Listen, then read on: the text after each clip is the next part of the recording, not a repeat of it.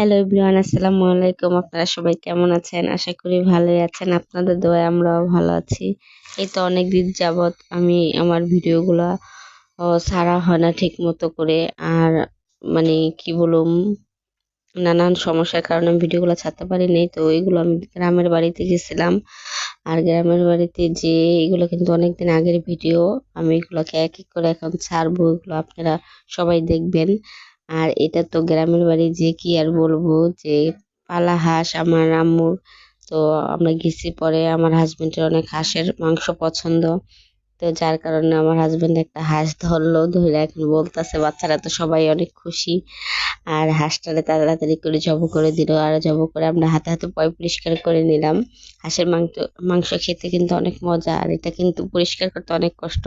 তো আমার ছোট বোনে কইটা কেটে দিছে, আর আমরা সুন্দর পরিষ্কার করে এই দেখেন, মাসাল্লাহ দিলাম। আমার বড় আপু রান্না বান্না করতেছে। দেখেন, আমার জিভেতে জল এসে বসে, আমার আপু রান্না করতেছে, আমি দেখতেছি।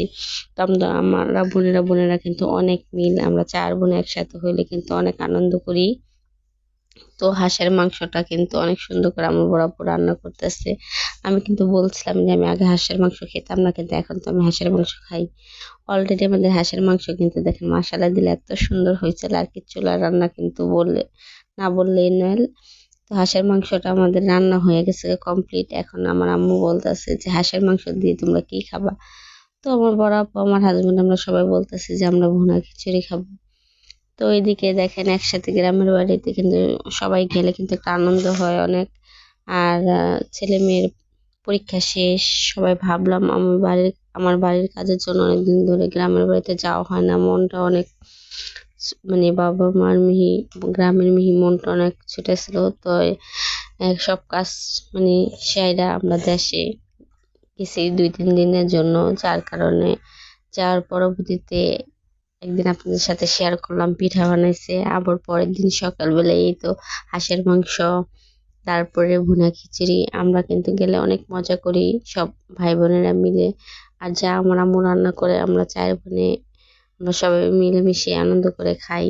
তো এদিকে আমার আম্মু এই যে ভুনা খিচুড়ি রান্না করতেছে, বসায় দিচ্ছে। আমি বলতেছি, আম্মু তুমি রান্না করো, আমি একটু ভিডিও করি।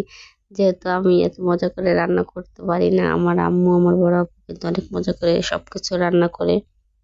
তো ওদের রান্নাটা কিন্তু আমার হাজবেন্ড অনেক পছন্দ করে। এই তো মাসাল্লাহ দিলে দেখেন, আমাদের ভুনা খিচুড়ি কিন্তু এক কথা হয়ে গেছে। আর কম রান্না হয় না, আমরা এক দেখ আমাদের পাল্লা ভারী, এক দেখ খিচুড়ি রান্না করছে সবাই। তো মানে কখন খাবে হাঁসের মাংস দিয়ে ভুনা খিচুড়ি, এরকম কার কার পছন্দ অবশ্যই আমাকে কমেন্ট করে কিন্তু আপনারা জানাবেন যে হাঁসের মাংস দিয়ে শীতের দিনে ভুনা খিচুড়ি।